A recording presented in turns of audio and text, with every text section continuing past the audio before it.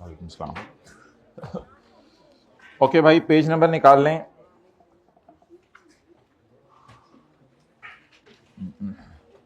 266, page 266। भाई AC की setting कर दो यार, जान ले लो एसी की।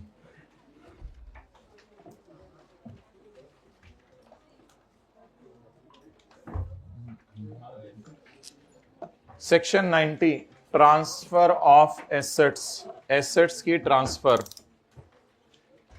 Of assets. जनरल रूल ये है कि जिस किसी की प्रॉपर्टी होती है उसी ने उस पर टैक्स देना होता है। Tax on property is generally payable by person who owns property.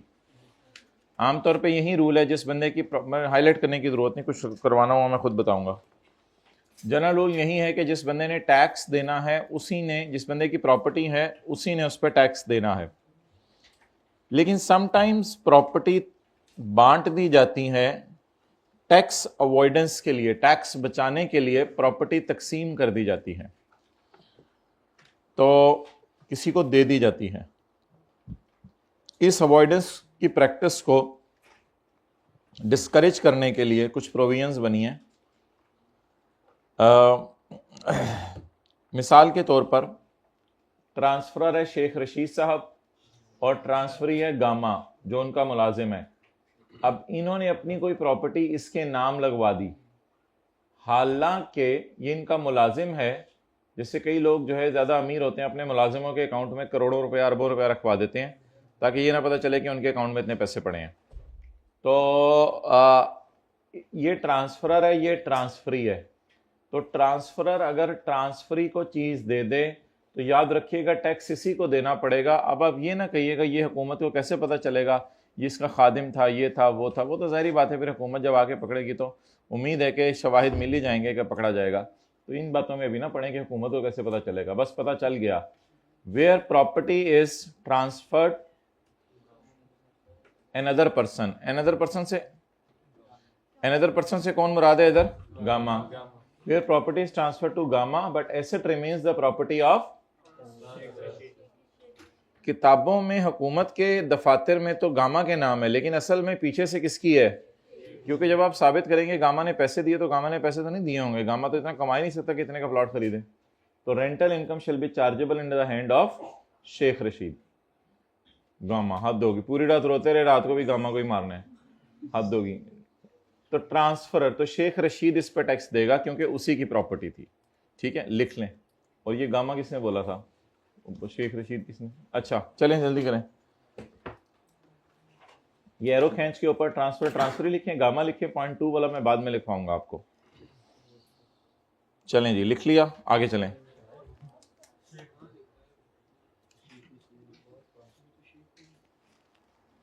ये टाइम क्लास का चेंज हो गया है 8 मिनट।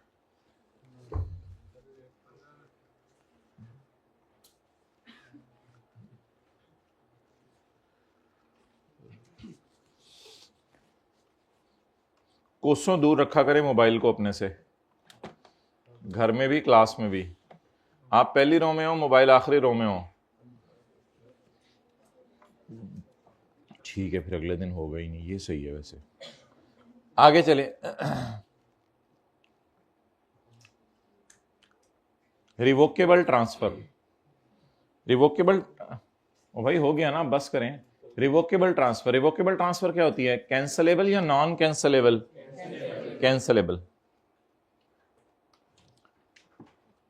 अगर वसीम अकरम साहब ने, भाई अब मेरी बात सुने ना, अब यही लिखी जा रहे हैं। अगर वसीम अकरम साहब ने कोई ग्राउंड क्रिकेट का कोई स्टेडियम मिसाल के तौर पे खरीदा हुआ है और वो मोहम्मद रिजवान साहब को ट्रांसफर कर दिया है, लेकिन ये कहा है कि ये डील कभी भी कैंसिल हो जाएगी और ये मैं ग्राउंड कभी भी वापस ले लूंगा, तो लॉ मेकर कहते हैं मेरी नजर में ये ट्रांसफर नहीं है।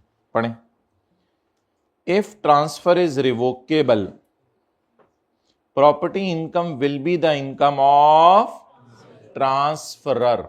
ये प्रॉपर्टी इनकम ट्रांसफरर की ही रहेगी। ट्रांसफरर वसीम अकरम है और ट्रांसफरी रिजवान है। ऊपर इंग्लिश पढ़ें। पॉइंट 2 की example, Wasim Akram transferred ground to Rizwan. Wasim Akram साहब ने example given. Wasim Akram transferred ground to Rizwan लिख लें।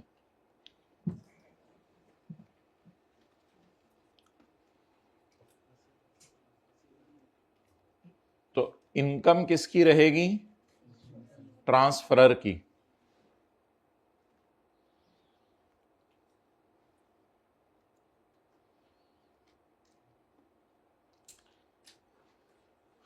ट्रांसफरर के नीचे मैंने WA लिखा है, लेकिन भाई अगर डील में दो बातें पाई जाए ना, तो फिर ऐसी सूरत में ये डील हाइब्रिड में लेट आने पे कैंसिल हो जाएगी। अगर डील में दो बातें पाई जाएं, नंबर 1, डील में ये पाया जाए कि ये डील जो है वो कैंसिल होगी, लेकिन रिजवान जब तक तुम जिंदा हो तब तक कैंसिल नहीं होगी। यानी जब तुम इस दुनिया से चले जाओ, सबने जाना है, जब तुम इस दुनिया से चले जाओ तब ये डील कैंसिल होगी, उससे पहले ये डील कैंसिल नहीं होगी। और दूसरा वादा मैं ये करता हूं कि मैं वसीम अकरम इससे कोई फ़ायदा नहीं उठाऊंगा। बस ये मैंने तुम्हें ट्रांसफ़र कर दिया, अगर तुम इस दुनिया से चले गए फिर ये मेरी हो जाएगी, डील कैंसिल हो जाएगी, फिर मैं खुद फ़ायदे उठाने लग जाऊंगा। तो आपने किसी को कोई चीज़ दी और देते हुए कहा कि चीज़ मैं वापस ले सकता हूं, तो लॉ मेकर कह रहा है ये आप ही की चीज़ है, ये ट्रांसफरी की नहीं है। लेकिन अगर आपने कहा मैं वापस तो ले सकता हूं, लेकिन वापस नहीं लूंगा जब तक तुम जिंदा हो, और जब तक तुम जिंदा हो मैं इससे फायदा भी नहीं उठाऊंगा, तो लॉ में कहते फिर ये कैंसिलेबल टाइप नहीं है, फिर तो ये आपने उसकी लाइफ टाइम के लिए उसको दे दी, तो फिर तो ये उसी की है जिसको ट्रांसफरी की है। समझ आ गई? तो अगर दो शर्तें पूरी हों तो फिर ये वसीम अकरम की नहीं रहेगी। एज अ जनरल रूल अगर डील में लिख दिया जाए ये कैंसिलेबल है तो ये वसीम अकरम की है। लेकिन अगर डील में लिखा जाए ये कैंसिलेबल तो है, लेकिन कैंसिलेबल कब है? जब तुम्हारी डेथ हो, और तब तक मैं फायदा इससे नहीं उठाऊंगा। However if it is cancellable, लेकिन अगर डील क्या हो जाए? Non cancellable. However if it is during life time of transferee, life time में नॉन कैंसिलेबल है, लाइफ खत्म होने के बाद कैंसिल हो जाएगी। And Wasim Akram derives no benefit from that income, और वसीम अकरम वादा करें मैं इससे कोई फायदा नहीं उठाऊंगा, फिर कंक्लूजन एक देखें, then it will be the income of transferee. ये जरदारी नीचे वाली एग्जांपल में है, तो ट्रांसफरी से मुराद यहां लिखे रिजवान,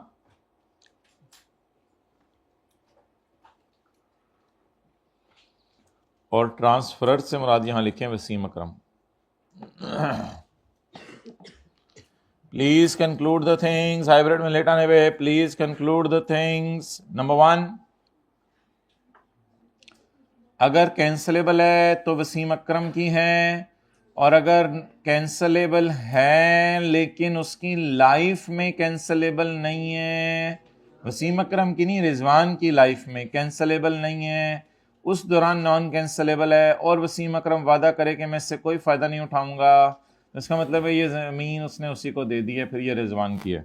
कंक्लूजन पढ़ें, then it will be income of transferee. ये इनकम ट्रांसफरी की होगी। ट्रांसफरी से मुराद Rizwan.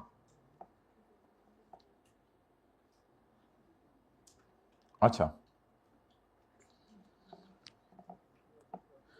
If property is transferred by Zardari to बीवी, एज्यूम करें बेनजीर जिंदा है, if property is transferred by Zardari to Benazir और बिलावल, एज्यूम करें भी बिलावल 18 साल से कम उम्र का है, if property is transferred by Zardari to, तब तो बेनजीर भी जिंदा थी, if property is transferred by Zardari to Benazir और बिलावल, फर्ज करें बख्तावर की शादी हो चुकी थी, other than married daughter, married daughter की बात नहीं हो रही। इफ प्रॉपर्टी, बख्तावर लड़की का नाम है, बख्तावर बंदे का भी होता है लेकिन फिलहाल लड़की के। If property is transferred by Zardari to his बीवी और हिज माइनर चाइल्ड और टू अनदर पर्सन, यानी बेनजीर का सेक्रेटरी किसी को भी ट्रांसफर कर दिया, और to another person for the benefit of बीवी और minor child, the property income will be the income of Zardari. ये जरदारी की ही इनकम है।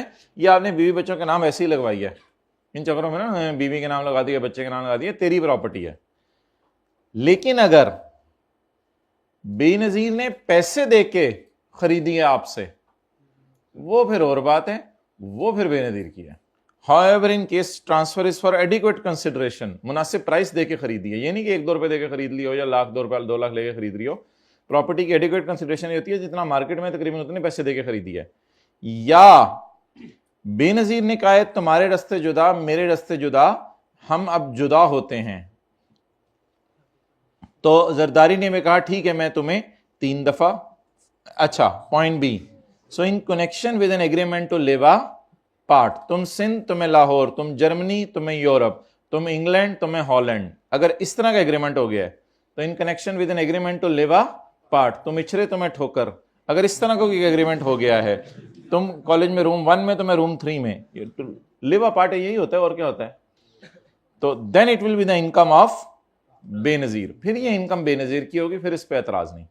तो जनरल रूल ये है, अगर आप कोई चीज बीवी बच्चों के नाम लगवा दें, ट्रांसफर्ड बाय, पहली वाली लाइन पढ़े, if the property is transferred by Zardari to Benazir और to another person for the benefit of Benazir, property income will be the income of Zardari. However, in case transfer it's for पैसे, अगर पैसे लेके आपने बेची है और इन कनेक्शन विद तलाक, then it will be the income of Benazir, फिर ये इनकम बेनजीर की है। फिर एडिक्वेट कंसिडरेशन नहीं होगी, फिर उसको मुफ्त में ही दी जाएगी कि खुदा के लिए जान छोड़ो, घर ले लो, जान छोड़ो, इंदर नजर ना आना। तो ये अगर ऐसा सिनेरियो हो तो फिर ऐसे ऐसे क्यों कर रहे हो, होता है दुनिया में, तो फिर ऐसी सूरत में कहां रहते हो, then it will be the income of transferee, तो फिर ये किसकी इनकम होगी, बेनजीर की। जी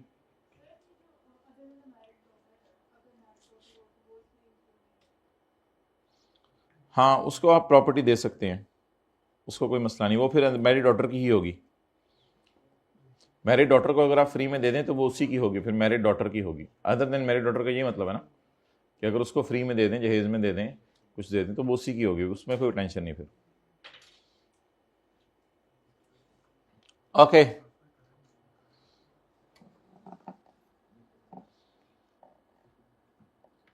तो बेनजीर और बिलावल को दी आपने तो उनकी प्रॉपर्टी नहीं है, लेकिन अगर बेनजीर या बिलावल ने पैसे देके खरीद ली तो फिर ये उनकी है। और अगर बेनजीर को आपने तलाक दे दी, बेनजीर को आपने तलाक दे दी, क्या जरदारी मुराद है ना, और क्या है, बोंगी मार रहे हैं, अजीब बातें दीवाने लोग। कॉन्टेक्स्ट जो मैटर चल रहा है वो करें, टाइम ज़ाया कर रहे हैं। और अगर बेनजीर को आपने तलाक दे दी तो ऐसी सूरत में that will be the property of Benazir, वो बेनजीर की प्रॉपर्टी। तो लिख लें, सेकंड रो में बातें ना करें, लिख लें, हाइब्रिड में बात कर लें, चले मुकम्मल, कोई मसला नहीं, इजाज़त है थोड़ी बहुत ही। तो मैरिड डॉटर को अगर आप मुफ्त में भी दे दें प्रॉपर्टी तो ये मैरिड डॉटर की है, लिख लें, मैरिड डॉटर को मुफ्त में दे दें तो वो भी मैरिड डॉटर की है। हाँ, वो भी हो सकता है। हाँ जी,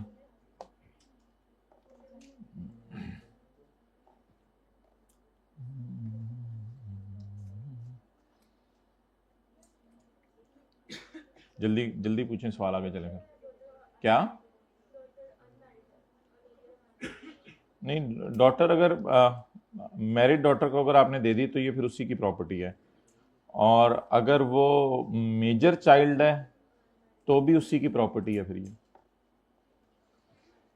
हाँ जी, क्या, ऊंची बोलें जरा, फ्री में।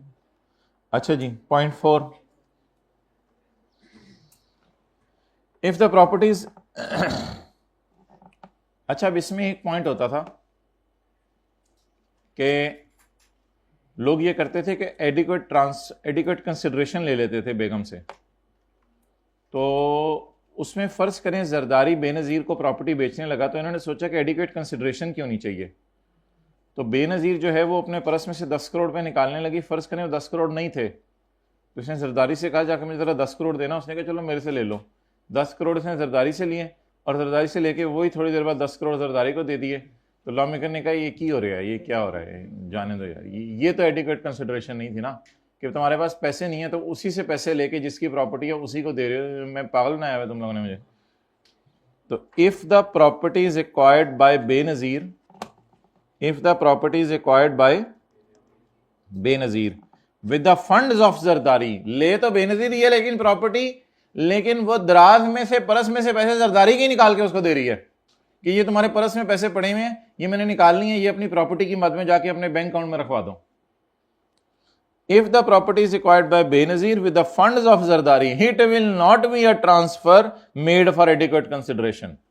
ये adequate consideration नहीं है, ये आपने पैसे ही नहीं दिए। And now it is property of Zardari, लिख लें। And now it is property of Zardari. अब तो ये जरदारी की प्रॉपर्टी है जी।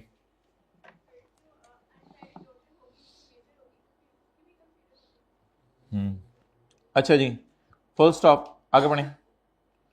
दी transfer will not be accepted if there is no evidence of registration. ये तो जनरल बात कर रहे हैं, कोई भी ट्रांसफर नहीं समझी जाएगी जब तक के आप उसके पैसे ना दे दें, वो सॉरी आपके गवर्नमेंट के LDA के वगैरह जो दफातर वगैरह वहां पे आपके नाम ना लगी हो। तो ट्रांसफर तभी ट्रांसफर समझी जाएगी जब आपके नाम लग जाए। डॉक्यूमेंटेशन जरूरी है। चलें जी, let's have a quick look at this. Point number 1, अगर शेख रशीद गामा को प्रॉपर्टी ट्रांसफर कर दे तो ये शेख रशीद ही की रेंटल इनकम समझी जाएगी। पॉइंट नंबर 2, अगर कैंसलेबल डील हो तो वसीम अकरम ये तुम्हारी ही प्रॉपर्टी है, लेकिन अगर कैंसलेबल तो हो लेकिन दौराने लाइफ नॉन कैंसलेबल है और वसीम अकरम तुम वादा करो तुम इससे फायदा नहीं लोगे, तो फिर ये रिजवान की है। जरदारी तुम बेनज़ीर बिलावल को चीज दे दो, बख्तावर की बात नहीं हो रही, तो ये प्रॉपर्टी तुम्हारी है। लेकिन अगर बेनज़ीर पैसे दे या तुम इसे तलाक दो तो फिर ये प्रॉपर्टी बेनज़ीर की है। पॉइंट 4 कहता है वो पैसे बेनज़ीर की तरफ से दिए गए नहीं समझे जाएंगे अगर बेनज़ीर ने जरदारी से ही लेके पैसे दिए। Change in constitution of AOP। AOP की कॉन्स्टिट्यूशन तो चेंज हो जाती है, कई दफ़ा पार्टनर नया आता है तो प्रॉफिट शेयरिंग रेशो बदल जाती है, कई दफ़ा पार्टनर चला जाता है तो प्रॉफिट शेयरिंग रेशो बदल जाती है। तो ऐसी सूरत में फिर होता ये है जो पार्टनर जितना अरसा रहा उसको उतना प्रॉफिट मिलेगा। किसी पार्टनर ने सिर्फ 1 महीना रहा तो पूरे उसे साल के प्रॉफिट का हिस्सा नहीं मिलेगा, उसे 1 महीने के प्रॉफिट का हिस्सा मिलेगा। तो where there is a change occurs in the constitution of a firm, admission नया पार्टनर आ गया और रिटायरमेंट या कोई पार्टनर चला गया ड्यूरिंग अ टैक्स ईयर, साल के दौरान, तो the firms income is a portion between the partners on time basis. जो बंदा जितना रहा उसको उतना प्रॉफिट दिया जाएगा। अगला सवाल यह है कि AOP की रिटर्न कौन जमा करवाएगा? जो दौराने साल पार्टनर्स थे वो नहीं, जो 30 सितंबर को जब रिटर्न जमा करवाने जा रहे थे उस दिन जो पार्टनर्स थे उनकी जिम्मेदारी है। दौराने साल तो पार्टनर आते जाते रहते हैं, जो 30 सितंबर की रात को पार्टनर्स थे उन्होंने ही रिटर्न जमा करवानी है। The responsibility for filing the return in case with the persons who are partners of a firm on the date it is required to file its return. Return जमा करवाने की तारीख बोलें पाकिस्तान में क्या है? 30 सितंबर। The responsibility for filing return in this case का क्या मतलब है? जब पार्टनर आ जा रहे हो is, ये line, responsibility is with persons who are partners on date it is required to file return. ये जरा हाईलाइट कर लें, ये वाला फिक्रा पढ़े खाली जो मैंने हाईलाइट किया। Responsibility is with persons who are on date it is, ये हाईलाइट की हुई बात जरा मेन है।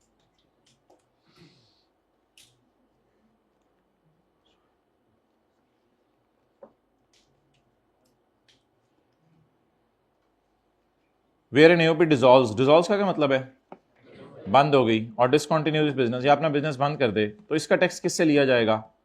From any person who was a partner in the firm at the time of dissolution. जब अगर फर्म बंद हो गई तो उसका टैक्स किससे लिया जाएगा? दौराने साल आने वाले सारे पार्टनर से या डिसॉल्व होने वाले दिल आखिरी पार्टनर से? असल में ये लॉ मेकर कहना ये चाह रहे कि अगर कोई पार्टनर बीच में छोड़ के चला गया तो मैं उसको तंग नहीं करूंगा, तुम लोग खुद ही उससे पंगे लेके टैक्स लेना, मेरे में ना डालो। मैं सिर्फ उन्हीं पार्टनर्स को छेड़ा करूंगा आके जो डिसॉल्व होने के दिन पार्टनर थे बस। Tax can also be recovered from legal hairs, उसके बालों से भी टैक्स लिया जा सकता है। ओके, वरसा से I know you know and you also know I know. Okay. There is a sort of scenario now that Shahid Afridi ने अपना बिजनेस बेच दिया सरासिफ को 2010 के मिड में। तो शाहिद अफरीदी साहब प्रेडिसेसर हैं और सरासिफ सक्सेसर हैं। तो अगर प्रेडिसेसर 2010 के दरमियान में मैंने लाइन खींची हुई है, यानी मिसाल के तौर पे ये 30 जून 2010 है तो वो 1 जनवरी 10 होगा। ये 30 जून 10 होता है ना, आपको पता है ईयर एंड, और ये 30 जून 11 है।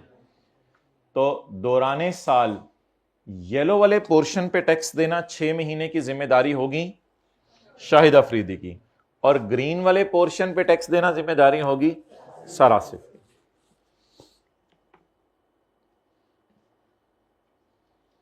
पहले में जरा पढ़ लीजिएगा फिर नोट कर लीजिएगा। If a person Shahid Afridi carrying on any business is succeeded in any tax year by any other person, where Shahid Afridi is succeeded by any other person, now referred to as predecessor। Shahid का नाम predecessor बन जाएगा और sir Asif का नाम successor, and successor continues the same business। और successor कौन सा बिजनेस जारी रखे? सेम। ब्रैकेट छोड़ दें। पॉइंट ए, द प्रेडिसेसर शैल पे टैक्स, प्रेडिसेसर टैक्स देगा on the income of the tax year in which succession took place. Succession किस साल टुक प्लेस हुई है? इस साल का टैक्स कौन देगा? Predecessor. He will pay tax up to the date of succession. What is the date of succession? ये वाली, तब तक का टैक्स ये देगा। दोबारा पढ़ें। ही will pay tax for the year up to the date of succession and for preceding years as well।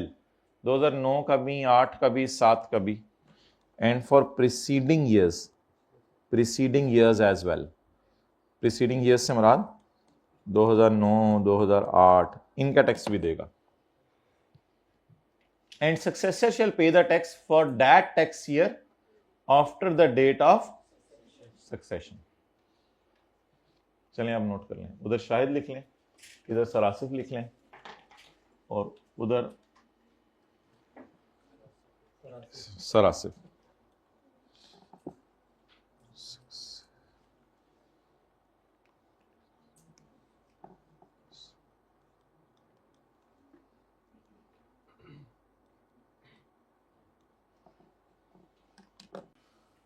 भाई ये अल्फाज हाइब्रिड में जरा मोबाइल को प्लीज खुदा के लिए अगली रो में रखते हैं। 1 मिनट, अगली रो में रखते हैं।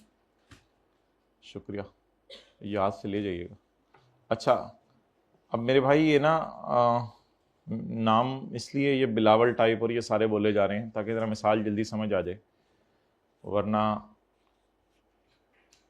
इन लोगों को प्रमोट करना या कुछ और करना मकसूद नहीं है।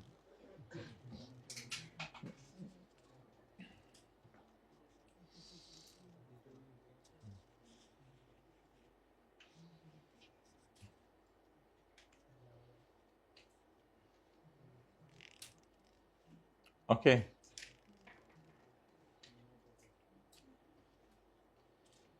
चले भाई, ये नोट कर ली, नहीं चले डायग्राम कर ली। ये मुराकबे से जरा बाहर आ जाएं, हाइब्रिड में क्लासें चल रही हैं। चलें, शुक्रिया।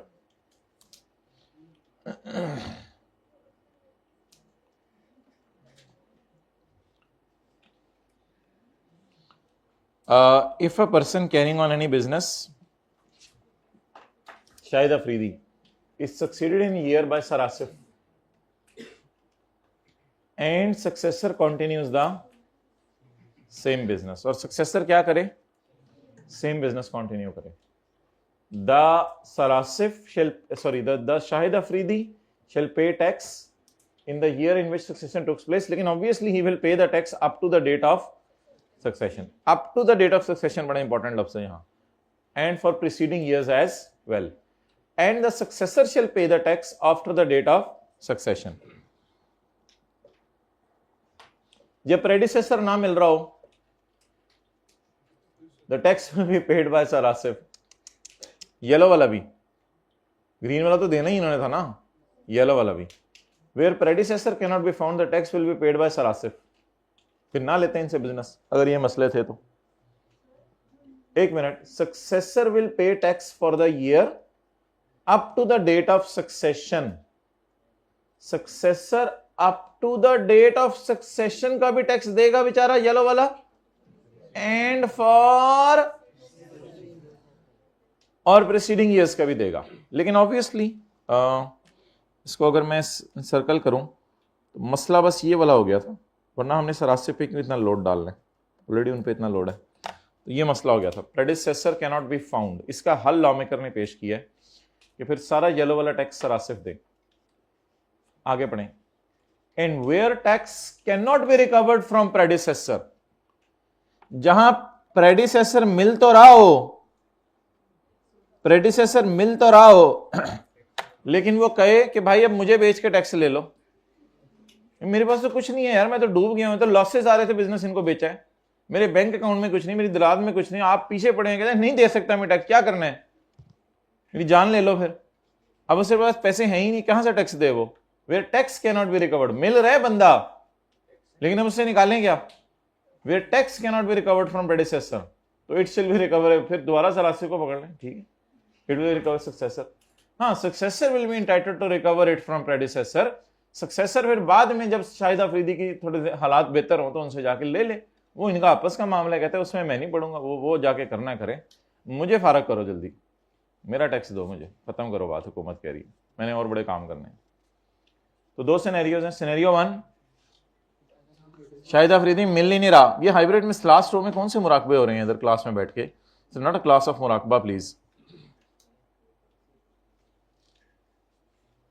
जी. साथ वाले जरा शफकत का हाथ रख दे सर पे ताकि आइंदा मुराकबा ना हो. तो where tax can not be recovered, जहां टैक्स रिकवर ना हो सके, यानी वो मिल ही नहीं रहा, मिल गया लेकिन टैक्स रिकवर नहीं हो रहा, और अगर वो मिल ही नहीं रहा तो भी सरासिफ से लिया जाएगा. ऑब्वियसली इस सिनेरियो में इसने लिखा नहीं हो, इस सिनेरियो में भी सरासिफ ऑब्वियसली अगर वो नहीं मिल रहा तो उसको ढूंढने की कोशिश करेंगे और इस सिनेरियो में भी जाके उससे लेंगे, क्योंकि उसको कहेंगे यार तुम्हारे वाला टैक्स मैंने दिया. मिल नहीं रहा मीन्स कि वो बंदा नहीं मिल रहा ना, बंदे गायब करना बड़ा आसान है, मुझे बताना आना, अजीब बंदे यार, किधर किस दुनिया में रह रहे हैं. हाँ जी बोले.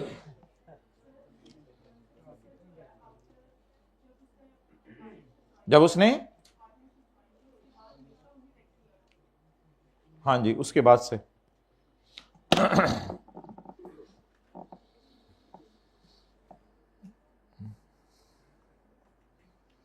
माय डियर, अब साथ वाले को जरा थोड़ा सा अपने से दूर कर दें, because he is disturbing a lot. If he is not, दो गले लगाएं उसको, इफ ही इज डिस्टर्बिंग, उसको थोड़ा सा जरा साइड पे करके पेज 274 पे आ जाए. If he is disturbing, distracting and he is bothering जी, ले लें. Mustafa Ali and Zain, my dear page 274 है. अब साथ वाले की जान तो ना लेना भाई, उसके को काले मार्कर लेके आए. मुस्तफ़ा, अच्छा ठीक है, हैं Mustafa Ali and Zain partners in a resident firm in Pakistan under the name and style Maaz enterprise. Mustafa M, Ali A, Zain Z, which is engaged in selling auto parts, auto spare parts. All partners have equal shares of profits and losses. सारे partners के पास equal shares of profits and losses हैं. Following information has been extracted from the accounting records of Maze for tax year 2023, sale, cost of sale, gross profit, admin selling expenses, financial charges, other income and profit before tax. Working one, income from business, AOP. So what is the profit? Please यार खुदा के लिए इसको side पे कर दें. He is really disturbing you.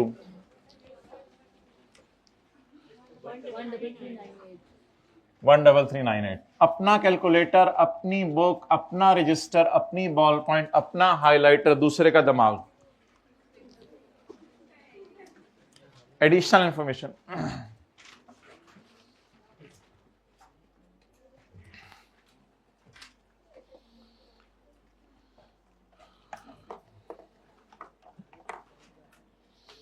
Let us revise a little bit.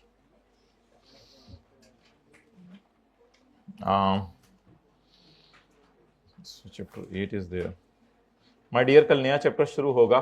AOP आपने सोचा था साथ साथ पढ़ेंगे, बट ऑब्वियसली वो सोचें, आपको पता है सोच में ही रह जाती हैं.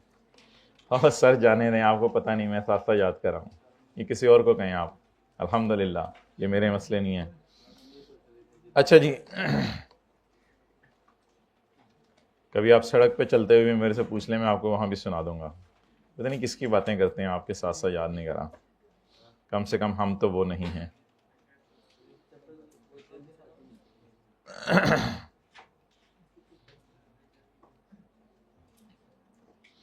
अच्छा, हमने ये पढ़ा था कि जो बंदा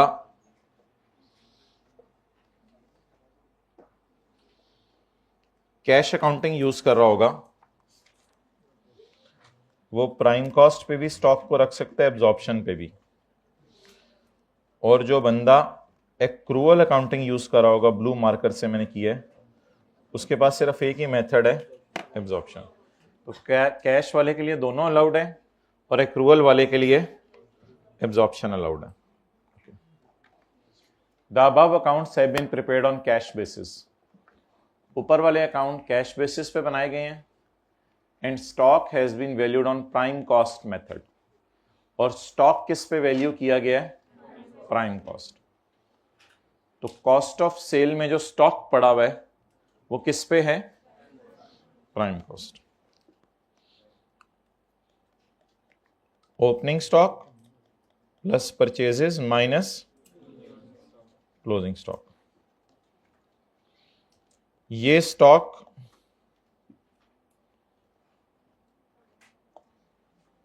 किस पे पड़ा है? प्राइम. ये किस पे पड़ा है?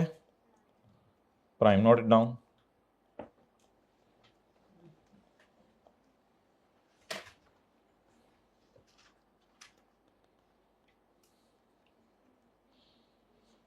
पड़ा है या पापड़ है?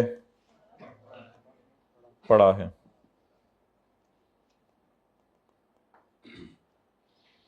ये दोनों स्टॉक पड़े हैं.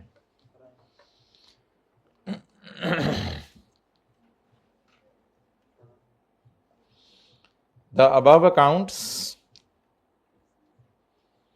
have been prepared on cash accounting and stock is पड़ा है on prime.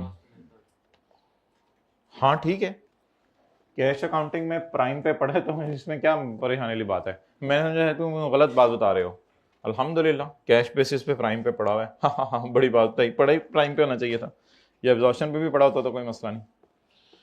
However, ताहम the partners want to change the method of accounting from cash to accrual. Partners चाहते हैं हम कैश से accrual की तरफ चले जाएं. अच्छा, ओके. अब पार्टनर्स चाहते हैं हम कैश से किसकी तरफ चले जाएं? accrual की तरफ चले जाएं. इस साल चाहते होंगे या कई सालों से ये चाह रहे होंगे? इस साल. However, partners want to change the method of accounting from cash to accrual basis. In this respect, following information has been gathered. और फॉलोइंग इंफॉर्मेशन उसने आपको दे दी है. अब वो चाहते हैं कि एक्रूअल पे चले जाएं. अच्छा, अब अगर वो चाहते हैं कि हम एक्रूअल पे चले जाएं तो अब उनके लिए प्राइम पे चीजों को रखना गलत है, क्योंकि एक्रूअल वाले के लिए एक ही तरीका अवेलेबल है, एब्जॉर्प्शन. अब उनकी चाहत की वजह से मुझे चीजों को प्राइम से किस पे लाना पड़ेगा? एब्जॉर्प्शन पे लाना पड़ेगा। अब सवाल यह राइज होता है कि मैंने लाना है प्राइम से एब्जॉर्प्शन की तरफ। किससे किसकी तरफ लाना है? क्योंकि कैश अकाउंटिंग में प्राइम अलाउड था और एक्रूअल में प्राइम अलाउड तो मैंने लाना है प्राइम से एब्जॉर्प्शन की तरफ। तो क्या मैं कॉस्ट ऑफ सेल में ओपनिंग क्लोजिंग स्टॉक दोनों को छेड़ूं या सिर्फ क्लोजिंग स्टॉक को छेड़ूं? मुझे बोल लेने दें, मैंने सवाल उठाया है, पूछा नहीं है। तो इसका जवाब है कि पिछले साल पार्टनर्स ने यह नहीं चाहा था। तो ओपनिंग स्टॉक की डेफिनेशन हमने पढ़ ली हुई है। Opening stock is the closing stock of previous year. ये बड़ी इंपॉर्टेंट डेफिनेशन थी, मैंने तो आपको मजाक मजाक में पढ़ाई थी, लेकिन इसके असरात हैं इस बात के। Opening stock shall be the closing of end of previous year, यानी opening should be equal to closing of previous year and closing के पिछले साल प्राइम पे पड़े होने पे हमें कोई एतराज नहीं है। जो हमारे का ओपनिंग है उसमें हम एतराज कर ही नहीं सकते, क्योंकि लॉ मेकर की डेफिनेशन कहती है the opening shall be exactly equal to closing of previous year and closing of previous year was calculated on prime when we were correctly using cash accounting। पिछले साल तो हमने ये विश की नहीं थी, तो पिछले साल हम कैश अकाउंटिंग फॉलो कर रहे थे। पिछले साल क्लोजिंग स्टॉक प्राइम पे कैलकुलेट हुआ। पिछले साल का क्लोजिंग डेफिनेशन कहती है हमारे साल का ओपनिंग होगा, इसलिए ओपनिंग को छेड़ नहीं सकते। तो ओपनिंग स्टॉक में नो चेंज रिक्वायर्ड, इस एडजस्टमेंट को हम इग्नोर करेंगे, इसलिए इस डेटे को हम इग्नोर कर देंगे। No change required. छोटा सा लिखे ओपनिंग बैलेंस पे स्टार डाल के। ओपनिंग पिछले का क्लोजिंग होता है। मैं उर्दू में लिखवाता हूं, फिर पता चलता है आप लोग क्लास के बाद आके इसलिए पूछते हैं कि उर्दू लिखी नहीं होती। मैं उर्दू वहीं लिखवाता हूं जहां कई सालों से मुझे पता चल रहा है कि स्टूडेंट क्लास के बाद सवाल पूछने आते हैं, उर्दू वहां लिखवाता हूं। तो ओपनिंग स्टॉक पिछले का क्लोजिंग है,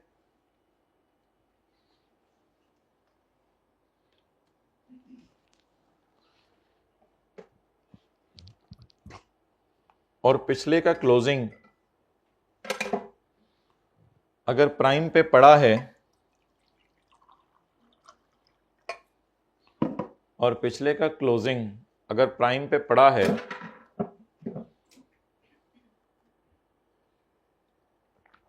तो इस पे हमें कोई एतराज नहीं।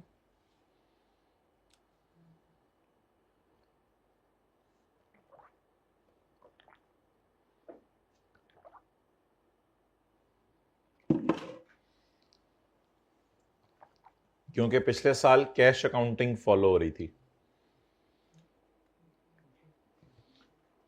पिछले का क्लोजिंग अगर प्राइम पे पड़ा है तो हमें कोई एतराज नहीं, क्योंकि पिछले साल कैश अकाउंटिंग फॉलो हो रही थी।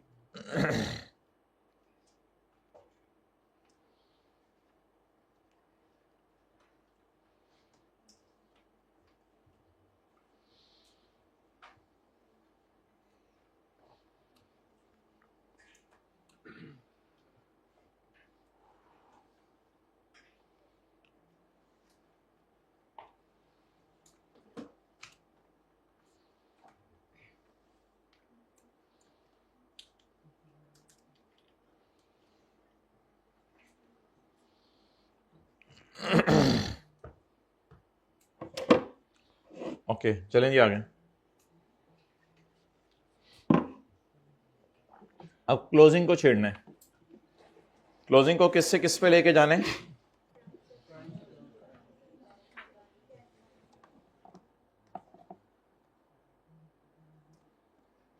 पड़ा किस पे है?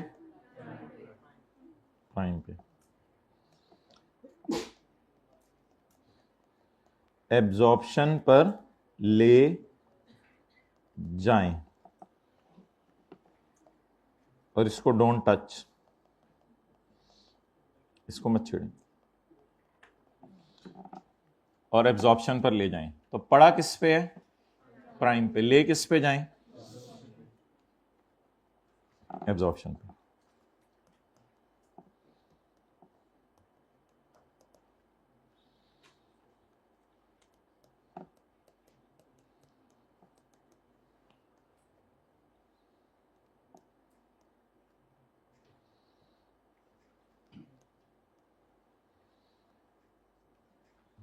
जवाब बताएं जरा।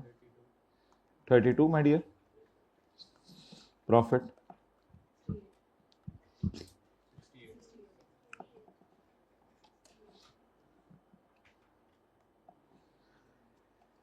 अगर मैं क्लोजिंग स्टॉक को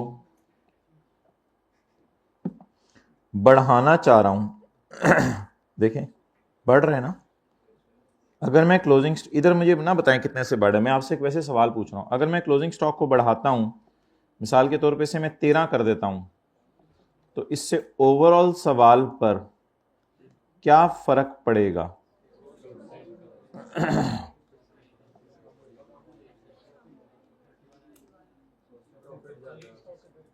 प्रॉफिट, क्या मैं कह सकता हूं क्लोजिंग स्टॉक के बढ़ने से प्रॉफिट बढ़ता है? तो ये एग्जाम्पल नोट ना करें, रूल लिख लें या मेरे पे एतमाद कर लें, जो भी आपको पसंद है, कि क्लोजिंग स्टॉक के बढ़ने से प्रॉफिट बढ़ता है। सेल के बढ़ने से भी बढ़ता है। क्लोजिंग स्टॉक बढ़ा के मैंने आपको दिखा दिया है। अच्छा, कभी भी आपको ऐसी कंफ्यूजन आ जाए ना, तो इस तरह के डायग्राम बना के खुद ही देख लिया करें कि प्रॉफिट पे क्या फर्क पड़ा है। कोई फर्जी सा डेटा एज्यूम करें, उसमें 1-2 रुपया बढ़ा के चेक करें कि प्रॉफिट पे क्या फर्क पड़ा। तो इट इज नॉट कि आप रट्टा मारें, कोई 15 सेकंड लगा के साइड पे आप खुद भी चेक कर सकते हैं, कभी भी भूल भी जाए तो कि मैं क्लोजिंग स्टॉक बढ़ा के देखता हूं मेरे प्रॉफिट पर क्या फर्क पड़ा है। लेकिन वैसे ही बता रहा हूं रूल, आज के सवाल में नहीं चलाना। ये ओपनिंग स्टॉक बढ़ने से याद रखिएगा प्रॉफिट कम होगा। घर जाके इस 5 रुपए को बढ़ा के देख, इसको 5 करके देखिएगा, खुद ही पता चल जाएगा। ये रूल है, किसी तरह याद कर लें और इसकी लॉजिक देख लें क्या है। असल में ये चीजें सेल में से लेस होती हैं, ओपनिंग स्टॉक और परचेजेस, और ये सॉर्ट ऑफ सेल में ऐड होता है, माइनस माइनस प्लस हो जाता है ना। तो क्लोजिंग स्टॉक हमने याद रखा हुआ था अपने बचपन में, क्लोजिंग स्टॉक सेल टाइप जैसी चीज है, प्लस माइनस साइन के एतबार से। हालांकि सेल टाइप जैसी चीज तो है नहीं, तो क्लोजिंग पड़ा हुआ है, तो साइन के एतबार से बात करूं, सेल के साथ भी पॉजिटिव साइन है और ये लेस और नेगेटिव मिला तो ये भी पॉजिटिव है। बहरहाल छोड़ें, फिलहाल मैंने ये वाला रूल लगाना है या नीचे वाला रूल लगाना है? ओपनिंग का तो हमने डिसीजन ले लिया ना, ओपनिंग में तो अल्लाह का शुक्र है कोई मसला नहीं है, मसला सिर्फ किस में है। तो क्लोजिंग स्टॉक को क्या करूं? बढ़ा दूं, इससे प्रॉफिट बढ़ जाएगा। बताएं कितना? 1300 प्रॉफिट बढ़ेगा।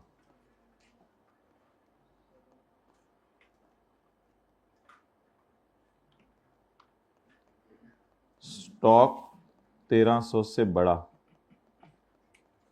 तो प्रॉफिट 1300 से बढ़ जाएगा। बढ़ा दें जी प्रॉफिट को।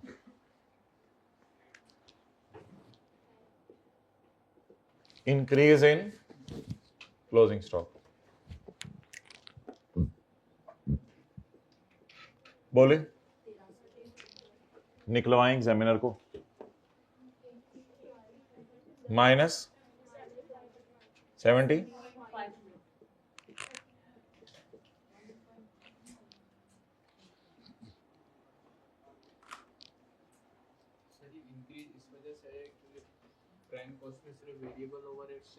मुझे नहीं पता क्या वजह, इससे पूछ लो सवाल वाले से, हो सकता है यही वजह।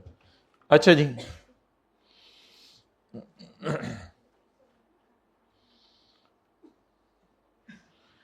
कॉस्ट ऑफ सेल में पुरानी मशीनरी जो चाइना से इंपोर्ट की, इनिशियल अलाउंस मिलेगा, चाहे पुरानी चाइना से, कोई मसला नहीं। वो तो पाकिस्तान से अगर पुरानी खरीदें फिर नहीं मिलता। तो कॉस्ट ऑफ सेल में पुरानी मशीन चाइना से इंपोर्ट की है, वो पड़ी है।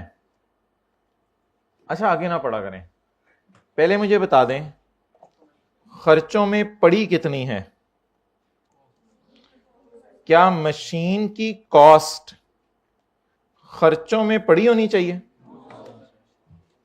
Cost of sale include cost of machine, पड़ी होनी चाहिए। आगे मत पढ़ा करें, आगे आप लोग फिगर को रेक्टिफाई करने के चक्कर में पड़ जाते हैं। सवाल वाला चाहता है पहले जो पड़ी हुई है उससे एग्जैक्ट उल्टाओ, उसके बाद देखो फिगर का क्या करना है। क्योंकि आगे अब इसका करना क्या है वो बता रहे। फिलहाल जो गलत चीज पड़ी हुई है उसको एग्जैक्ट अमाउंट से उल्टाया करें, आगे पढ़ेंगे तो गलत चीज उल्टाएंगे। उल्टानी वो है जो पड़ी है, उल्टानी वो है जो पड़ी है। तो मशीन की कॉस्ट खर्चों में पड़ी होनी चाहिए। हाथ दोगे? यस। मशीन की कॉस्ट खर्चों में पड़ी होनी चाहिए। पड़ी है तो क्या करें? खर्चों में तो माइनस हो चुकी है ना, उल्टाएं कैसे?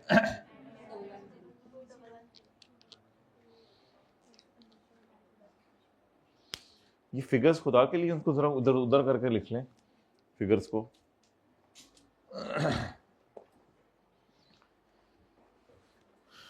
कॉस्ट में कस्टम ड्यूटी भी पड़ी है। कस्टम ड्यूटी तो मेरे भाई एसेट की कॉस्ट का पार्ट होती है, ये आप लोगों ने FR 1 में भी पढ़ा हुआ है, तो पड़ी रहने दें। कॉस्ट में कस्टम ड्यूटी पड़ी है और कॉस्ट में इनकम टैक्स पड़ा हुआ है, तो मेरे ख्याल से फिर ये कॉस्ट सही नहीं है। कॉस्ट में कस्टम ड्यूटी पड़ी है, इसको पड़ा रहने दें। कॉस्ट के अंदर अपनी बॉल पॉइंट पड़ी है, पड़ी रहने दें। वो सॉरी, बैग में अपनी बॉल पॉइंट पड़ी है, पड़ी रहने दें। बैग में किसी का कैलकुलेटर पड़ा है, निकाल दें। 2110 में कस्टम ड्यूटी पड़ी है, पड़ी रहने दें। 2110 में 110 पड़ा है। इनकम टैक्स अगर आपने पे कर दिया तो मेरे भाई ये एंड पे माइनस करने की इजाजत है, इसको और कुछ नहीं करना। ये न्यूमेरिकल के एंड पे याद रखिएगा, बिल्कुल हम इसको माइनस करेंगे। इसको टैक्स क्रेडिट भी कह सकते हैं, और याद रखने के लिए मैं इस तरह भी पेपर में लिख सकता हूं, मैंने एंड पे इसको माइनस करना है, या यहां भी लिख सकता हूं एंड पे माइनस करना है 110 को। ये बिजनेस का खर्चा नहीं है, ये एसेट की कॉस्ट भी नहीं है, ये एंड पे टैक्स आपको माफ हो जाएगा। तो इनकम टैक्स अगर एसेट की कॉस्ट में पड़ा हुआ है तो ये एसेट की कॉस्ट नहीं है। ओके, वर्किंग 2 कर लेते हैं। वर्किंग 2 कॉस्ट ऑफ एसेट बोले 2110 माइनस 110 2। ओहो, इसमें तो कस्टम ड्यूटी भी पड़ी हुई है 90 की। पड़ी हुई है, पड़ी हुई है, पड़ी हुई है मेरे भाई, मैंने निकाली नहीं है, पड़ी हुई है। तो क्या करूं? पड़ी रहने दें। ट्रांसपोर्टेशन भी पड़ी होती तो पड़ी रहने दें, इसमें क्या मसला। ये इसकी कॉस्ट निकल आई, इसमें से लेस करें इनिशियल अलाउंस,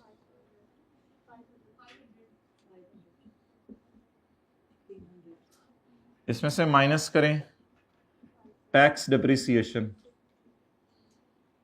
बिल्डिंग के लिए 10, कंप्यूटर के लिए 30। बात यूज मशीन है लेकिन चाइना से आई है ना।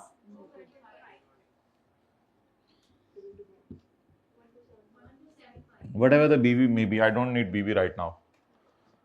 So इनिशियल अलाउंस और टैक्स डिप्रिसिएशन माइनस कर दें फेस पे लाके, less initial allowance and tax depreciation. Working 2, और वर्किंग 2 रफ शीट पे की थी और वो घर ले आए हैं। लब्बो 500 और 225।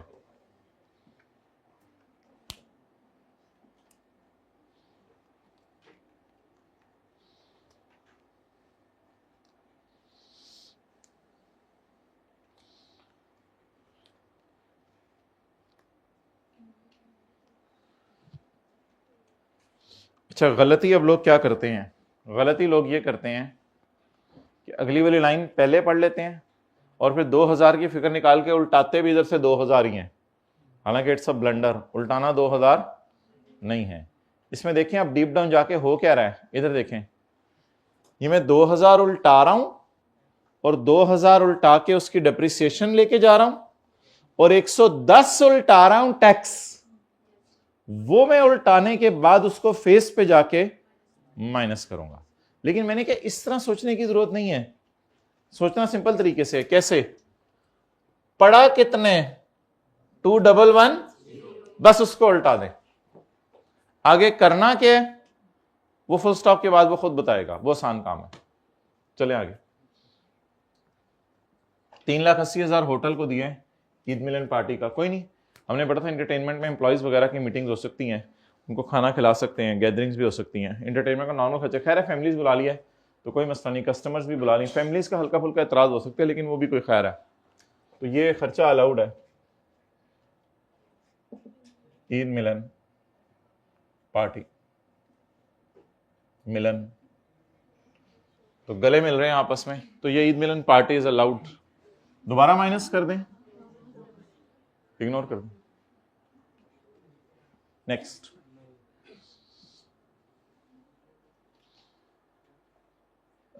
महीने की तनख्वाह दी जा रही है ईच पार्टनर को। ये मंथली तो बाहर निकल के पता चलता है, हमें तो अल्हम्दुलिल्लाह इधर ही पढ़ के पता चल गया है। 12 से भी मल्टीप्लाई करना था। ओए यार मैं मर गया, कोई 12 से मल्टीप्लाई करके ईच पार्टनर से भी मल्टीप्लाई, ओ तेरी खैर, मैं तो बस 1.5 लाख उल्टा के आ गया। मैंने कहा जो है उल्टा दो, चिक के रखो काम। तो 3 पार्टनर है तो 3 से भी मल्टीप्लाई करना था, और मंथली है तो 12 से भी मल्टीप्लाई करना। रशीद मैनू ले जा।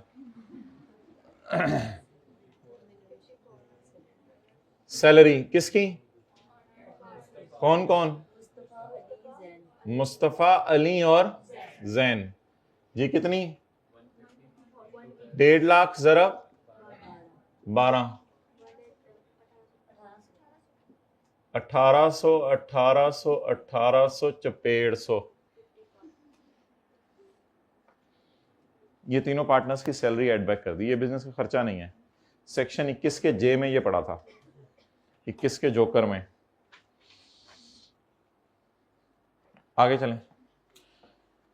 1,80,000 का सॉफ्टवेयर खरीदा है, सॉफ्टवेयर 10 साल इस्तेमाल होने। ओए खर्चों में पेमेंट डाल दी है।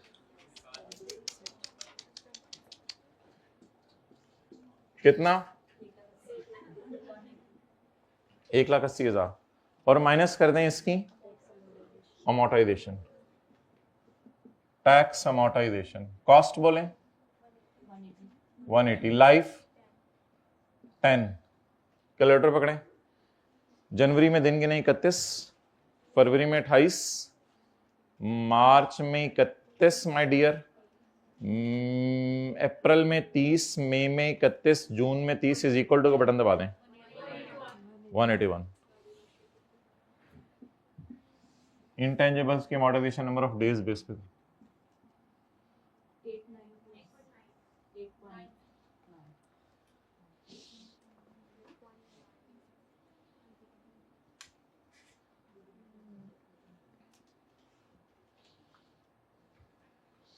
साथ वाले को मुस्कुरा के देखें और खैरियत से हो, मुस्कुरा के जरा देखें, देखें उसके चेहरे पे तहज्जुद का नूर, फजर का नूर, नेक अमाल का नूर। ओके,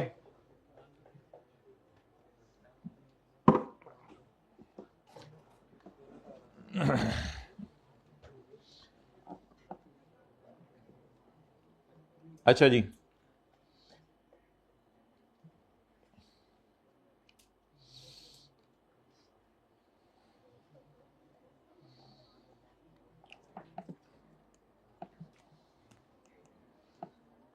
ये सेल है बिजनेस की 100 रुपया। कॉस्ट ऑफ सेल है माय डियर। ये चिनमिन मिनमिन बंद करें खुदा के लिए। मैं किसके साथ किया करूं चिनमिन चिनमिन? मैं अपनी दोस्त के साथ करूंगा, मैं आपके साथ क्यों करूं? Less interest expense 10 add. Interest expense तो ये ना, आपने बैंक से लोन लिया हुआ उसको इंटरेस्ट पे कर रहे हैं। भाई इधर देखें ना, इंटरेस्ट इनकम, आपने किसी बैंक में पैसे रखवाए हुए हैं, वहां से आपको इंटरेस्ट इनकम मिली, सो द जवाब इज 33। जब मैं इनकम फ्रॉम बिजनेस कैलकुलेट करूंगा तो इनकम फ्रॉम बिजनेस की वर्किंग में मैं क्या करूंगा, मैं प्रॉफिट से चलूंगा 33, और इंटरेस्ट इनकम अदर सोर्स में जाती है, इसलिए मैं लेस कर दूंगा इंटरेस्ट इनकम, कितनी 3 की। जब मैं 3 की इंटरेस्ट इनकम लेस कर दूंगा, ऐड हो चुकी है ना, तो मेरा बिजनेस की इनकम कितनी आ जाएगी 30। डन। तो अब मैं जब न्यूमेरिकल के फेस पे लेके जाऊंगा, तो न्यूमेरिकल के फेस पर मैं इस तरह लेके जाऊंगा, मेरी इनकम फ्रॉम बिजनेस आ गई 30 और मेरी इनकम फ्रॉम अदर सोर्स आ गई 3, और टोटल इनकम मेरी आ गई 33।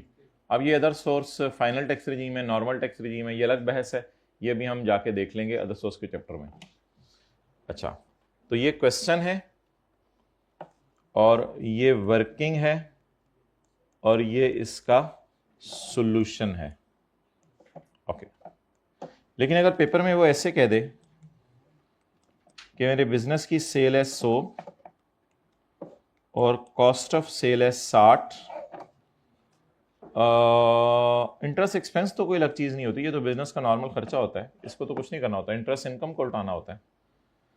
तो gross profit less interest expense 7, और नीचे नोट डाले,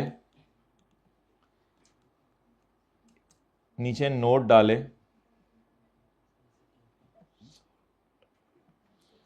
अभी तक हमें यह पता चला है हमने बैंक से लोन लिया हुआ है, लेकिन नीचे नोट डाले interest expenses are net of interest income of ₹3। Interest expense से इंटरेस्ट इनकम मैंने नेट कर दी है, यानी कहना यह चाह रहा है कि मेरा खर्चा था 10, मेरी खुशी थी 3, तो मैंने खर्चा ही कितना बुक कर लिया 7। कहना यह चाह रहे मेरा खर्चा था 10 और मेरी खुशी थी 3, तो मैंने क्या कर लिया। अब आपको बिल्कुल परेशान होने की जरूरत नहीं है, आप लोगों ने व्हाइट बोर्ड पर देखना है, अभी आपको बिल्कुल परेशान होने की जरूरत नहीं है, आपको 7 के चक्कर में पढ़ना ही नहीं। अल्हम्दुलिल्लाह अल्हम्दुलिल्लाह ये 7 नेगेटिव टाइप चीज है, तो 3 जब इससे नेट हुआ होगा तो ये पॉजिटिव टाइप चीज होगी।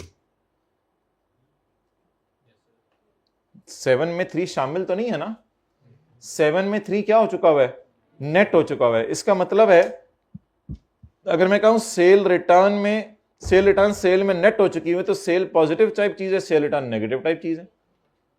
अगर मैं कहूं कि इंटरेस्ट एक्सपेंस में इंटरेस्ट इनकम नेट हुई हुई है, तो इट मींस कि एक्सपेंस नेगेटिव है, तो वो प्लस होके नेट हुई होगी ना, वो प्लस होके नेट हुई होगी ना। असल में हुआ ये होगा कि -10 मेरा खर्चा था, उसमें +3 हुआ होगा, ये गिर के किस पे रह गया होगा।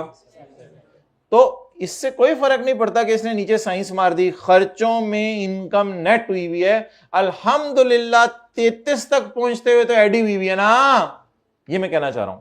खर्चों में इनकम नेट हुई हुई है मींस 33 तक पहुंचते हुए तो एडी हुई हुई है, बस एड हुई हुई चीज को उल्टा दो। हुई हुई नजर नहीं आ रही, इसमें मेरा क्या कसूर है, हुई हुई आपको नजर नहीं आ रही, नीचे उसने बता तो दी है। तो मैं वर्किंग करते हुए 7 को नहीं देखूंगा, 7 में हुई हुई है ऐड तो कोई मसला नहीं, मैं बस इस 3 को देखूंगा। तो वर्किंग तो मेरी अल्हम्दुलिल्लाह वही रहेगी, प्रॉफिट 33 है, इस तक पहुंचते हुए इंटरेस्ट इनकम किसी खर्चे में जाकर प्लस के साथ पड़ी हुई है, यानी खर्चा नेगेटिव टाइप चीज है, वहां जाके प्लस के साथ पड़ी हुई है, तो अल्लाह का शुक्र है 33 तक एडी हो चुकी है, तो I will still deduct it, और अब मैं इसे रिक्लासिफाई करूंगा और न्यूमेरिकल के फेस पे लेके जाऊंगा। फेस पे लेके जाने के लिए मेरा सोल्यूशन अल्लाह का शुक्र है वही रहेगा, मेरी बिजनेस इनकम 30 है और मेरी इनकम फ्रॉम अदर सोर्सेस 3, मेरी टोटल इनकम 33 है। Okay, note it down. तो ऊपर वाले तरीके से सवाल दे दे फिर तो ज्यादा ही आसान है, नीचे वाले तरीके से सवाल दे there will be no change in solution. किताब पे देखें कोई अगला 1-2 सफा खाली होगा तो वहां पे वहीं पे नोट किया करें किताब पे चीजें, खुदा के लिए। फिर मैं ऑनलाइन क्लासों वालों को कहता हूं तो वो फिर कहते हैं हमने रजिस्टर पे नोट की हुई थी, वहां मिल नहीं रहा। किताब में जानबूझ के आगे पीछे दाएं बाएं इतनी जगह छोड़ी हुई है कि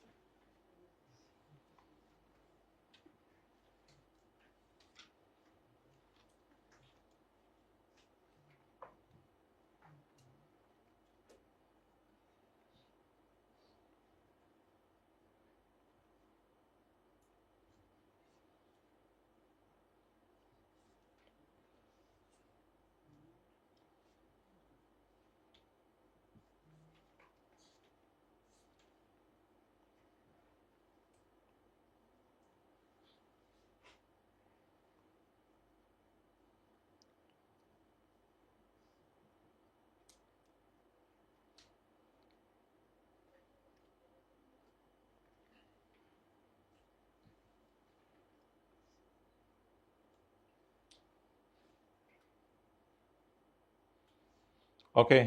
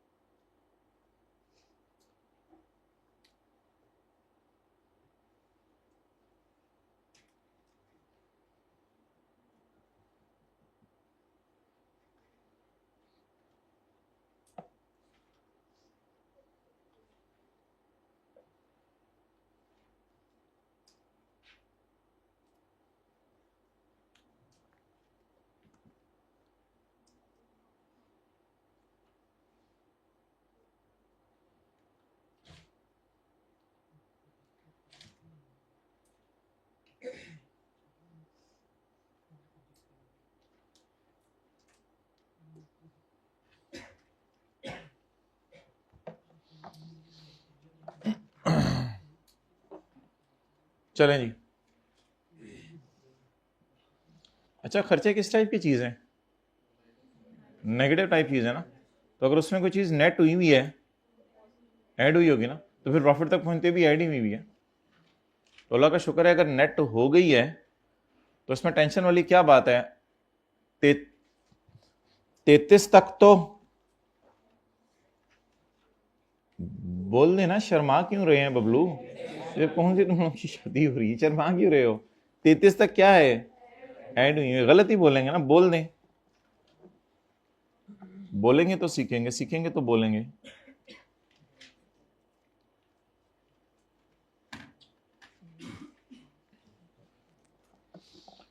ओके नेक्स्ट, आगे चलें।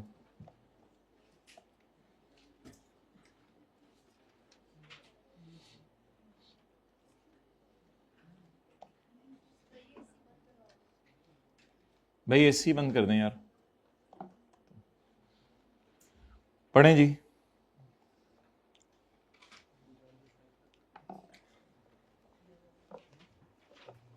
इंटरेस्ट एक्सपेंस और नेट ऑफ इंटरेस्ट इनकम। ये जो इंटरेस्ट एक्सपेंस है इसमें इंटरेस्ट इनकम क्या हो चुकी है, नेट। तो इसका मतलब लिखें, कोई नहीं प्रॉफिट तक पहुंचे तो ऐड ही हुई है ना। फिर कोई नहीं प्रॉफिट तक पहुंचे तो ऐड ही हुई है ना। पता नहीं यार उर्दू नहीं लिखते, फिर कहते हैं समझ नहीं आई, जरा दोबारा समझा दें क्लास के बाद आके। कोई नहीं प्रॉफिट तक पहुंचे तो ऐड ही हुई है ना।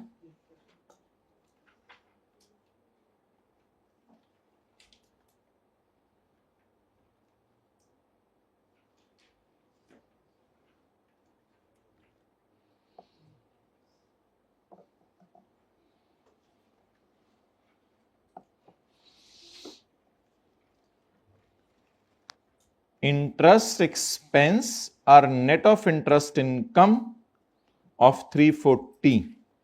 पहले जरा उल्टाएं, ब्रैकेट नहीं पढ़नी, पहले जो नेट है उसको उल्टाया करें। ये जो ब्रैकेट ये जो ब्रैकेट पहले पढ़नी या फुल स्टॉप के बाद पहले पढ़ना, ये डेंजरस हो जाता है। इंक्लूड हो या नेट हो, इससे कोई फर्क नहीं पड़ता। जो इंक्लूड या नेट है पहले उसको उल्टाएं, फिर ब्रैकेट पढ़ें, फिर फुल स्टॉप के बाद पढ़ें, वरना चीजें कंफ्यूज करेंगी। पहले जो पढ़ा हुआ है, पढ़ा इधर नेट हो के है वो कोई मसला नहीं, पढ़ा हो या नेट हो एक ही बात है। पहले जो पढ़ा है या नेट है, जो पढ़ा है या जो नेट है, पहले इसको और इसको उल्टाएं, उसके बाद फुल स्टॉप वाली बात पढ़ें, उसके बाद ब्रैकेट वाली बात पढ़ें, वरना थिंग्स विल बी कंफ्यूजिंग। पहले इसको उल्टा दें 340 को, बाकी बाद में पढ़ते हैं ब्रैकेट में क्या लिखा हुआ है। थोड़ी सी समझ आई ये बात? तो इनकम्स को कैसे उल्टाना चाहिए बस ये बता दें। खर्चों में नेट हुई है या फेस पे पड़ी है उससे कोई फर्क नहीं पड़ता। इनकम्स को कैसे उल्टाना चाहिए? लेस करके तो बस उल्टा दें, इंटरेस्ट इनकम, और इसको रिक्लासिफाई भी करना है 340।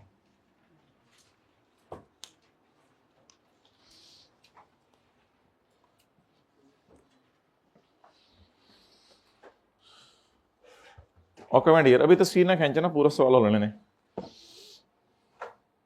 आगे चलें। नेट ऑफ टैक्स, ये फिगर नेट ऑफ टैक्स है, earned by a firm on its saving account. Saving account in bank है, तो working number 3, income from other source. Final tax regime है या नॉर्मल है वो मैं बाद में बताता हूं। चलें इधर ही कर लें, मेरे ख्याल से इधर ऐड वाली चीजें अब खत्म हो चुकी हुई हैं, इधर हमारा न्यूमेरिकल खत्म हो जाना है। तो income from other source, earn कितनी, ब्रैकेट में नेट लिखा हुआ था उसने, ब्रैकेट के बाहर अर्न लिखा हुआ था, लेकिन जब ब्रैकेट में नेट लिख दिया तो ये नेट है। तो इनके ऊपर टैक्स 15% है, आपको पता है। तो 3,40,000 अगर 85 पे पड़ा हुआ है तो मुझे बताओ 100 कितना है? नहीं मैं भी तो 4 लाख, और इस पर टैक्स कितना बनता है? 4 लाख जरा 15%, 60,000।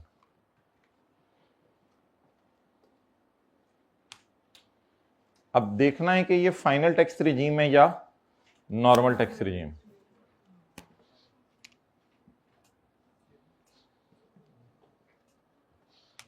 उसके लिए हम चलते हैं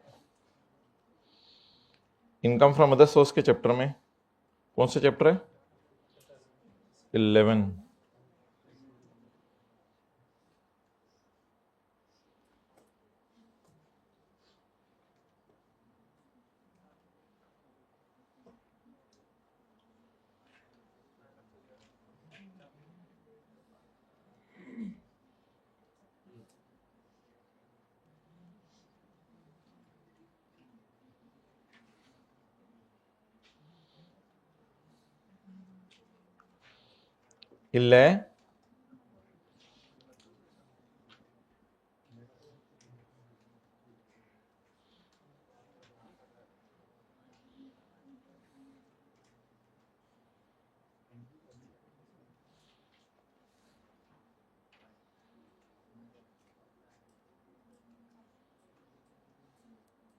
income chapter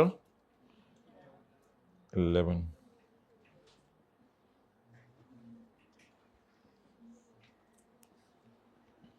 interest income is earned by AOP from bank.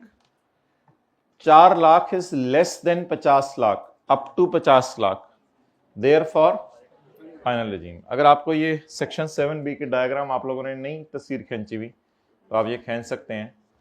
तो interest income is earned by AOP from bank up to 50 lakh, FTR at the rate of 15%। तो अब बताएं इसके साथ क्या लगाऊं, नॉर्मल टैक्स रिजीम या final tax regime? Final tax regime. अब कोई गुंजाइश रहेगी है कि आप टेस्ट में कहें कि न्यूमेरिकल नहीं हमने किए हुए? अब कोई गुंजाइश नहीं रहेगी। अच्छा, कितने लोगों से वैसे पूछ रहा हूं 60-70% न्यूमेरिकल हो रहे हैं? ये ज्यादा है अभी, ये तो बहुत ज्यादा है। ये तो मैं एक्सपेक्ट कर रहा था कि आईकेप में जाके आपका ये लेवल होता, लेकिन आईकेप भी 60-70% ही मांग रहा, वो तो 50 मांग रहा है। ये कुछ जरा तैयारी कम। अब okay, compute the total income, taxable income, ये शो ऑल लिविंग एक्सपेंसेस जी।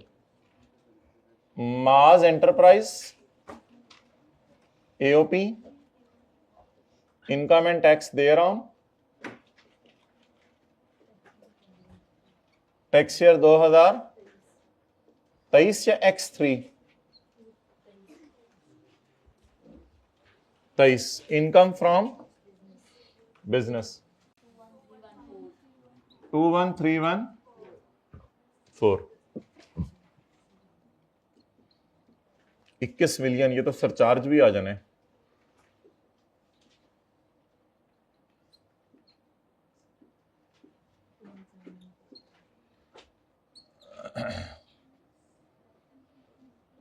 टोटल इनकम लेस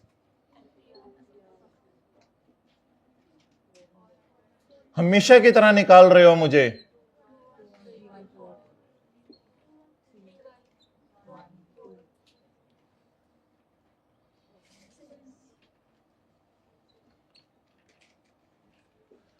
अच्छा, एओपी के लिए हमेशा टेबल 1 नहीं है क्योंकि एओपी सैलरी नहीं कमाती। कोई माई का लाल अच्छा बच्चा टैक्स निकाल दे।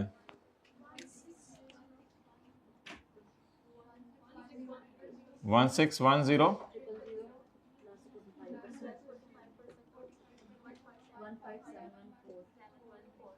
157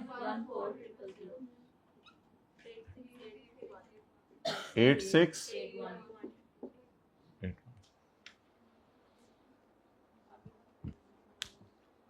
उंगली रखें साथ वाले के रजिस्टर पे, यहां साथ वाले के रजिस्टर पे, और उसकी तरफ घूर के कहें it is greater than 10 million.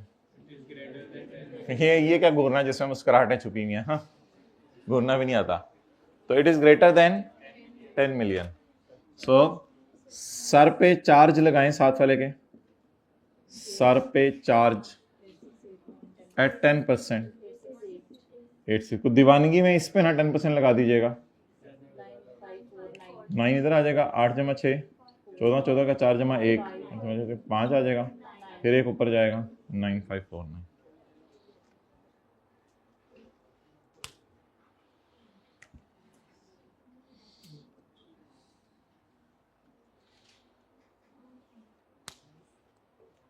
Okay,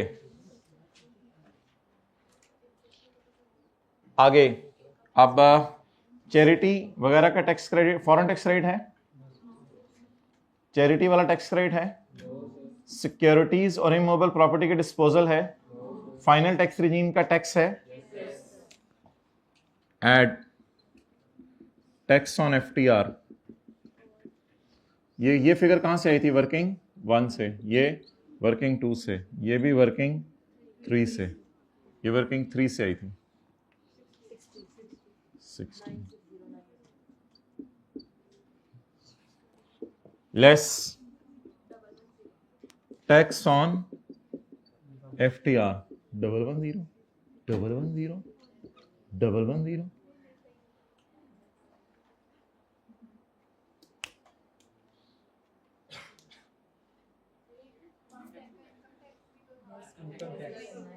income tax, हाँ वो भी एंड पे माइनस करना था। टैक्स ऑन प्लांट के ऊपर टैक्स दिया था, इनकम टैक्स 110। हाँ जी 9439।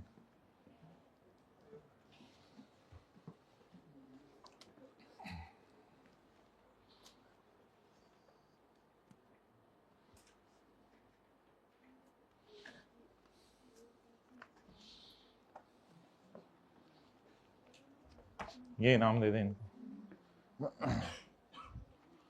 ओके, आपको पता ही नहीं तो आप छोड़ो। तो जसूस में ना पढ़ो, हमें भी मिल सकता था तो बता देते ये 110 माइनस करना है। तो टैक्स ऑन प्लांट जो हमने लिखा हुआ था न्यूमेरिकल के फेस पे के एंड पे माइनस करना है, ये वो था। दाएं बाएं वाले प्रिविलेज फील करें अच्छे बच्चों के साथ बैठ के। ओके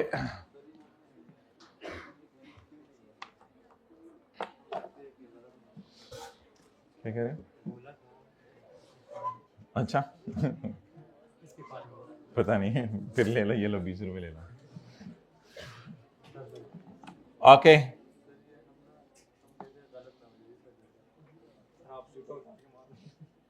अच्छा जी, now come on working number 4, Maaz M A जी डिविजिबल इनकम, बोलें डिविजिबल इनकम। ये एओपी और पार्टनर के न्यूमेरिकल के दरमियान में सॉल्व करना है जी। टैक्सेबल इनकम बताएं कितनी है,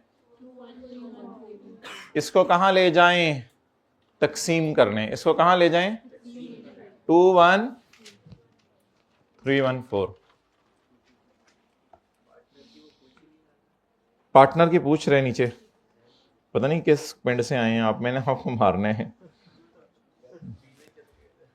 अच्छा 21, खुदा के लिए हमारे पिंड तक ना पहुंचे, 21314। हमारे पिंड आ जाना यार, ना दिल में ना लिया करो। प्रॉफिट शेयर और सैलरी, ये 21 के जे वाले पकड़े, 1800 1800 और 1800, याद है कुछ? कोई ऐसे होंड नहीं लाने होते तो बूथा ही ला दिया करें। 1800 1800 1800, और कुछ लोग कहते हैं इतना बड़ा बूथा लाने की बजाय होंड ला दें बस। 5400। नहीं यार, इंटरेस्ट इनकम को नहीं तकसीम करना, वो फाइनल रिजीम होती है, इसको उठाया करना है। जिस पे चैप्टर 4 का रेट लगाना है ना, इसको उठाया करना है, वरना मेरी बाजू यही है, फिर देखना आगे क्या होता है। 21314 15914, नेगेटिव हद हो गई। Height of anything, I don't know what is negative, I am not negative.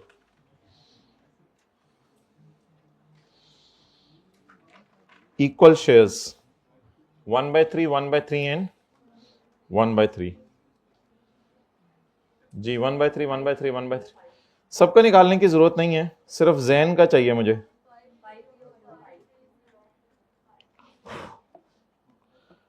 1/3 to 1/3 is to 1/3 कितना? 530।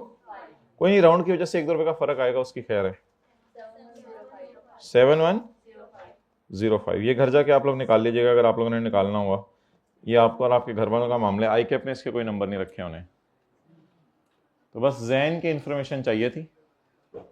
15914 इंटू ये वाला 1/3, ये कहां आएगा? 7105, ज्यादा वाली इनकम और कम वाली इनकम के दरमियान में आ जाएगा। ज्यादा वाली इनकम और कम वाली इनकम के दरमियान में आ जाएगा। नोट कर लिया? बोले कर लिया, कर लो, कर लिया। चलें जी आगे चलें।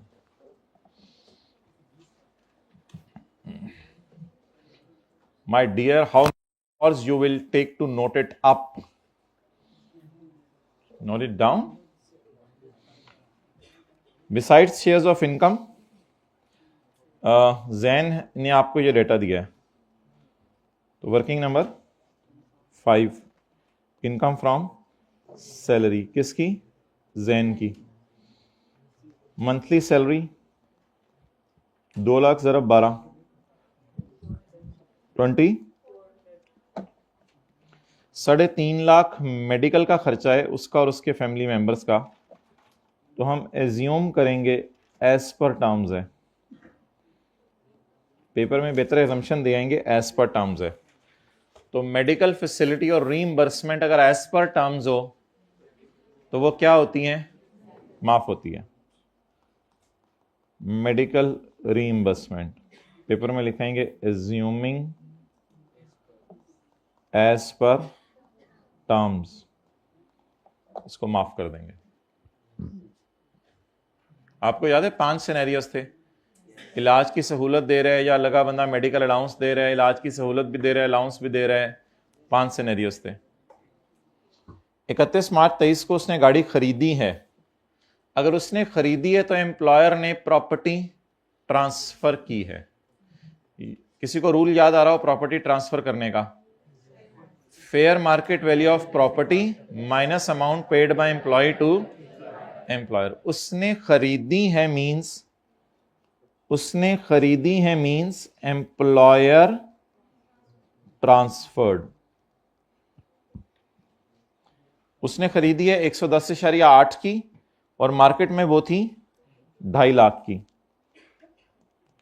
तो कार ट्रांसफर्ड। ये कहीं नहीं लिखा हुआ पहले वो 9 महीने यूज करता रहा है, उसके ऊपर कॉस्ट पे 10% या वो लगाएं 5%, वो वाला सिनेरियो नहीं है। बस उसने बुला के उसको दे दिया। जैसे आप साथ वाले को जान देते हैं, उसने गाड़ी दे दी है जी 139.2, 139 ही कर दें, चले जाने दें। इसको 111 कर रहा हूं मैं राउंड करके, 2539। ये क्या हो गई?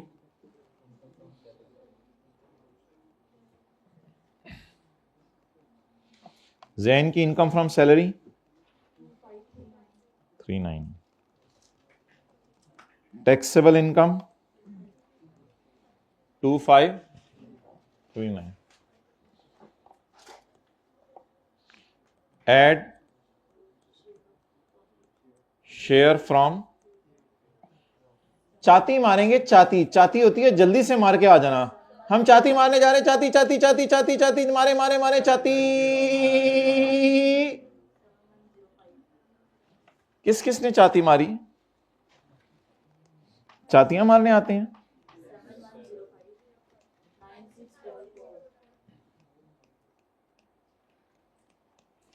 इसका नाम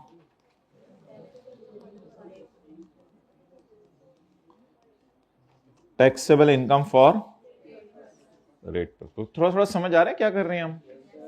नहीं, ज्यादा समझ आना चाहिए। नो बोलना था आपने। ज्यादा वाली इनकम, कम वाली इनकम, ज्यादा वाली इनकम, कम वाली इनकम। अच्छा जी, ज्यादा वाला टैक्स निकालें।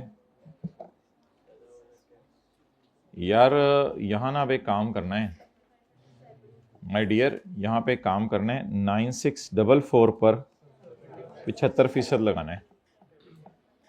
अब ये है तो है इसी तरह है, 9644 पर 75% लगाना है। कितना है? 7233। तो सैलरी कम तो टेबल मैं क्या करूं? 9644 पे लगाना पड़ेगा। टेबल कौन सा? 1 जी बोलें। 1610 ऑफ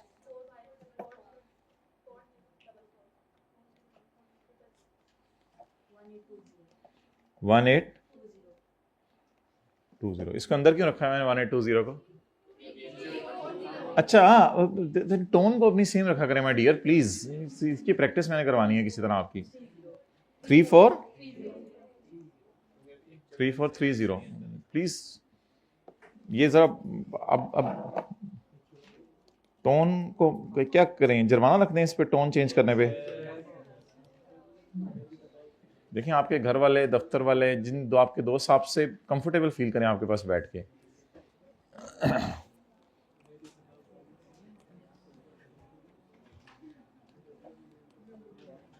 भाई 2 मिनट रह गए, निकल जाओ आप। कल भी निकल गए थे क्लास से, निकलो।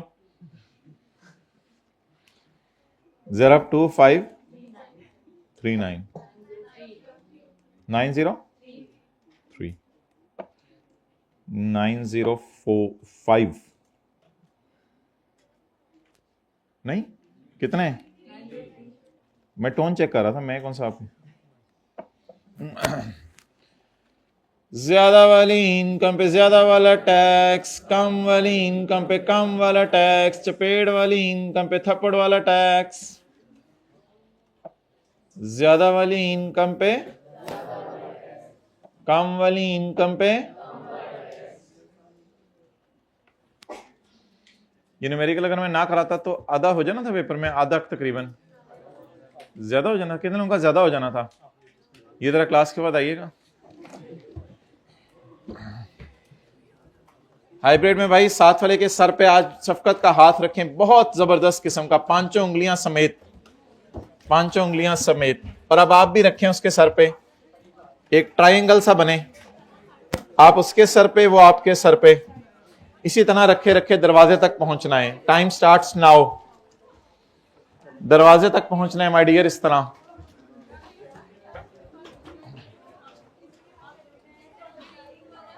आज साथ वाले को एक सेब खिला दें, सखी बने सखी।